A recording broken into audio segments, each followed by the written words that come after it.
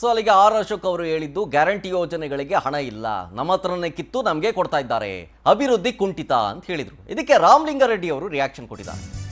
Guarantee ಯೋಜನೆಗಳ ಜೊತೆಗೆ ನಾವು ಅಭಿವೃದ್ಧಿಗಳನ್ನು ಮಾಡ್ತಾ ಇದ್ದೀವಿ ಹೀಗಂತ ವಿಜಯಪುರದಲ್ಲಿ ಸಾರಿಗೆ ಸಚಿವ ರಾಮಲಿಂಗಾರೆಡ್ಡಿ ಅವರು ಹೇಳಿಕೆಯನ್ನು ಕೊಟ್ಟಿದ್ದಾರೆ. ಈ ಇಡೀ ಜಗತ್ತಿನಲ್ಲಿ ಬಿಜೆಪಿಯಷ್ಟು ಸುಳ್ಳುಗಾರರು ಮತ್ತಾರೂ ಇಲ್ಲ. ಮೈಸೂರಿನಲ್ಲಿ ಹೋಗಿ ಬಿಜೆಪಿ ಅವರು ಪ್ರತಿಭಟನೆ ಮಾಡ್ತಾರೆ. ಆದರೆ ನಿಮ್ಮದೇ ಕೇಂದ್ರ ಸರ್ಕಾರ ಮೋದಿ ಅವರು ಪೆಟ್ರೋಲು ಡೀಸೆಲ್ ದರವನ್ನು ಹೆಚ್ಚಳ ಮಾಡಿದ್ದಾರೆ. ಕೇಂದ್ರದವರು ಯಾರಿಗೆ ಅನುಕೂಲ ಮಾಡಬೇಕಾಗಿತ್ತು ಅದನ್ನು ಮಾಡಲಿಲ್ಲ.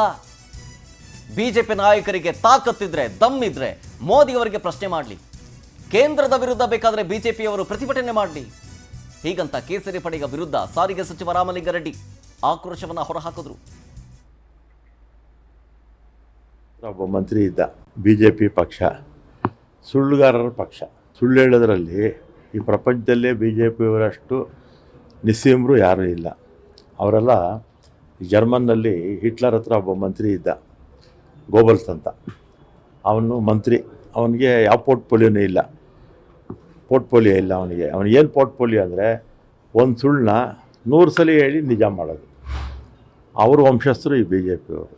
ಜನಾಕ್ರೋಶ ಏನೋ ಕಾರ್ಯಕ್ರಮ ಹಾಕ್ಕೊಂಡು ವಿಜೇಂದ್ರ ಅವರು ಮತ್ತು ಅಶೋಕ್ ಅವರು, ನಾರಾಯಣ ಸ್ವಾಮಿ ಅವರು ಎಲ್ಲ ಬಿಡುವಾಗಿದ್ದಾರೆ. ಈಗ ವಿಪಕ್ಷದಲ್ಲಿದ್ದಾರಲ್ಲ, ಎಲ್ಲ ನೆನ್ನೆ ಮೈಸೂರಿಗೆ ಹೋಗಿ ಪ್ರತಿಭಟನೆ ಮಾಡಿದ್ದಾರೆ.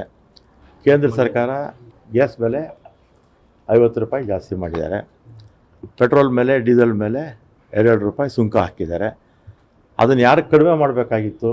ಜನಕ್ಕೆ ಕಡಿಮೆ ಮಾಡಬೇಕಾಗಿತ್ತು. ಬಿ ಜೆ ಪಿ ಪಕ್ಷ ಸುಳ್ಳುಗಾರರ ಪಕ್ಷ.